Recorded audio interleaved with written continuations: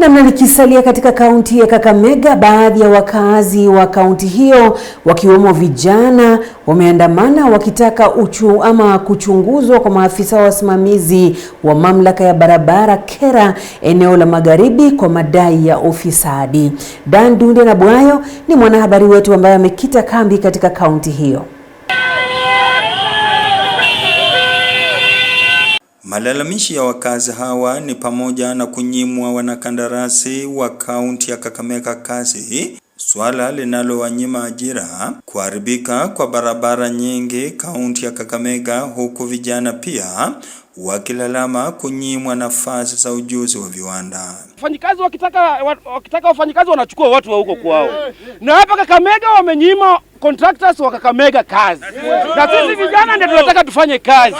Sisi tuko na machungu na tunaomba EACC iwakuje hapa mara hii wachunguza hii ofisi au watu wafungwe. Corruption. Na maandamano leo, si ati tunamaliza leo.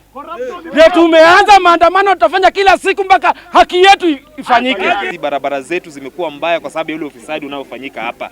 Wamechukua zile contract zote wanapatia watu binafsi, wale watu wenye ambao wanawajua. Na sisi tumesema ya kwamba tutaandamana kila siku ili hawa watu waweze kuondolewa katika ofisi. Hatuwezi kubali barabara zetu ziharibike kwa sababu ya mtu mmoja ama watu wawili. Yeye amechukua kazi zote, contractors zote, ana watu yake specific ambao anapatia. Contractors wetu ambao wako hapa walikuwa wanapatia vijana wetu kazi, wanatupatia kazi, sasa wana kazi. Vijana wetu hawezi kuendelea kuwa wezi, hawezi kuendelea kuumia ile hali nyinyi mmechukua kazi mnapatia watu wengine. Contractors ambao walikuwa wanapatiwa kazi wakitupatia vijana wetu kazi, hawapatii kazi. Unapata wana advertise kitu kama internship opportunity, wana advertise kitu kama attachment opportunity na washapeana. Inakuwa advertisement for formalities.